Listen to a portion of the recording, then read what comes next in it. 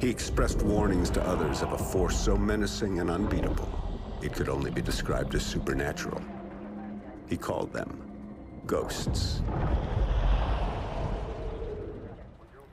What's up, people?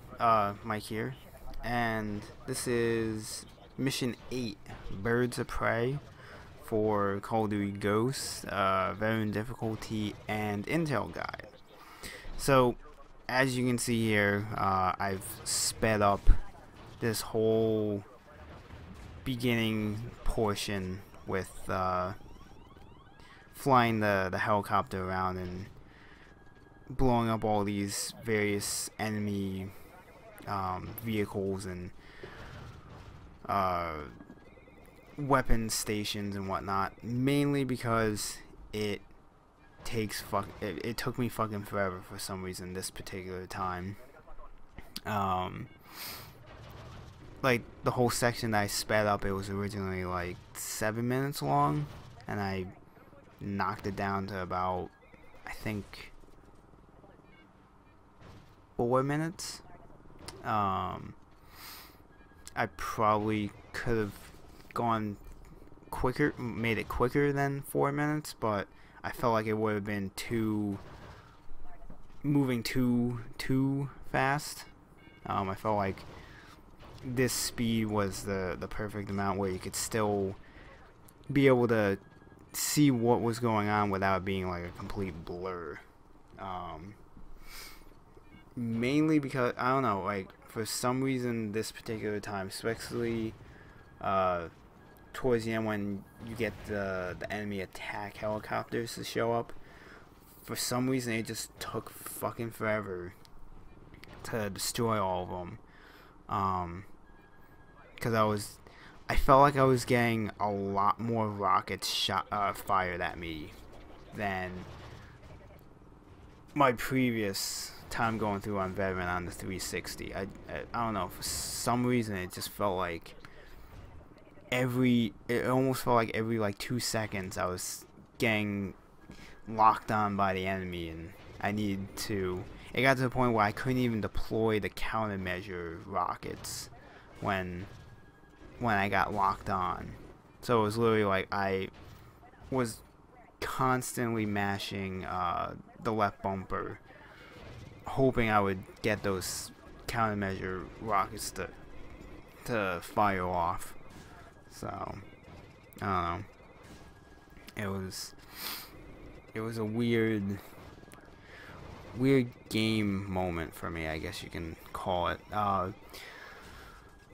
There is see, like I'm like circling around because I'm getting shot from somewhere and I couldn't figure out where the fuck I was getting hit by rockets, and it was pissing me off pretty badly too at the same time. You know, I'm like, where am I getting locked on? Like, where are these assholes? The level specific achievement for here is to blow up, I believe it's 80 of the gas canisters, and I was trying to get that one, but at the same time you kind of really need to go to every single portion of the bridges to make sure that you've destroyed every single canister that's along there, and it just takes forever, and the section was already taking forever as it was, and I didn't feel like adding more time to it. So I probably missed it by maybe like 5 or so canisters if I had to take a guess. So, but eventually, once you've met the requirement of clearing out the enemies with the helicopter, they finally throw you down inside this place, and first thing I always do, I get rid of the pistol. I've never had any point during a mission, except for the next mission, where I've used the pistol for any long period of time. just because I just feel like it's not very effective in some of these firefights when you can easily have like an assault rifle or a submachine gun that will be more effective in combat. And oh yeah, so this is a moment. He ran past. There's a guy right there. He didn't even shoot him. As soon as I poked my head through that doorway, he's immediately shooting right at my face, and I nearly died there. See, that's that moment of the weird AI programming where my AI partner ran through that doorway, nothing. Didn't even alert that guy. As soon as I poked my nose through that entrance way, he immediately turned his gun on me and tried to kill me. It baffles me sometimes when I see that in games where the AI enemy ignores your teammates and immediately just beelines for you. Like they know you're being controlled, or the person they're shooting at is being controlled by someone else, and they just like, I have to kill this guy. I don't give a shit about the other guys. I need to kill this particular guy.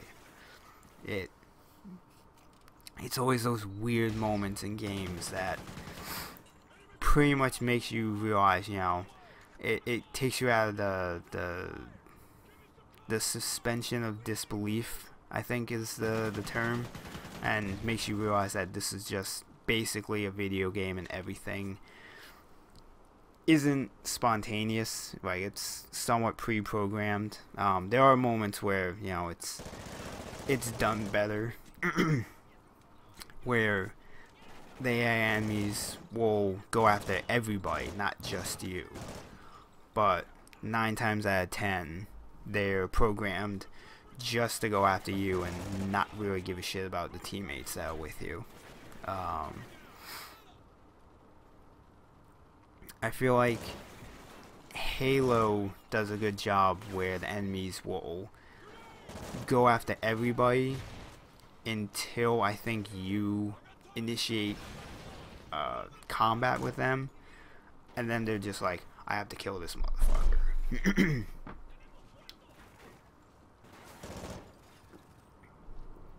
And hopefully my voice didn't go all weird there. Like I said in an earlier video, I've been getting over a cold and a somewhat sore throat that's kind of turned into a cough at points. So I'm trying to get these commentaries out as quick as I can before hopefully I don't lose my voice, because that would piss me off pretty badly.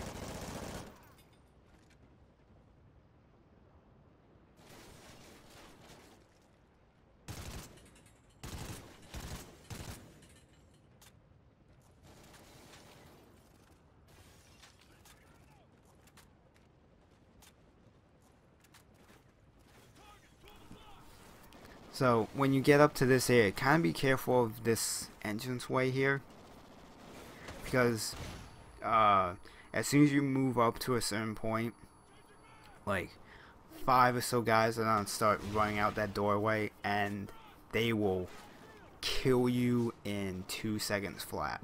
I kind of forgot how many guys were in here, and as soon as I wasn't even past the cover where I was, and I immediately just got annihilated by one guy.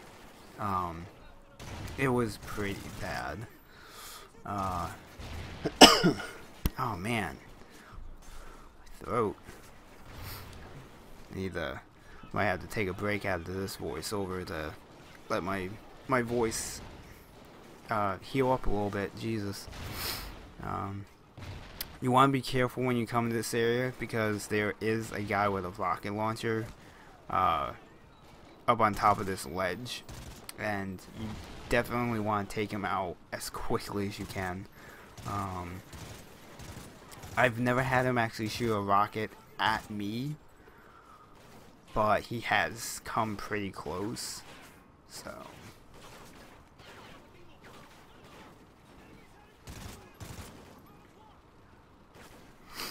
Oh man, I'm really struggling with this voiceover right now because my voice wants to just fucking give out on me. But I'm gonna tough it out. I only got like 4 more minutes of this thing. I'm gonna make it work. So this section, it's not necessarily difficult. It's just trying to figure out where all the guys are hiding can be kind of annoying. Where I'm looking now, there's usually at least like 1 or 2 guys over there, and he is very well hidden. Like, until I saw him shooting, I couldn't even figure out where the fuck he was. But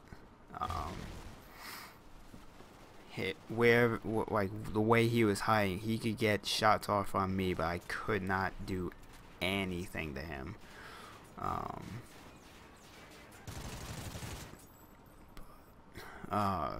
I managed to be able to go around and flank him and put an end to him. When you come up these stairs, be careful, because there's usually 2 guys up here that I forgot about the first time I came up on this recording, and they completely annihilated me. It was pretty bad. And the problem is that the way the checkpoint was when I died and when I reloaded, I was getting shot at by that guy in the doorway. So I'm surprised that I wasn't dying unnecessarily because of a kind of a shitty checkpoint. I don't know, it's weird. The way the checkpoints are is like, you get the checkpoint, but then when you reload to that, if you die, it's not immediately where you got the checkpoint. It kind of throws you back like 5 to 10 seconds before the checkpoint shows up on the top left of the screen. It's weird. It's weird how that how they laid that out, where it isn't like you see the checkpoint show up in the corner and that's immediately where you reload. It throws you like 5 or 10 seconds back before that.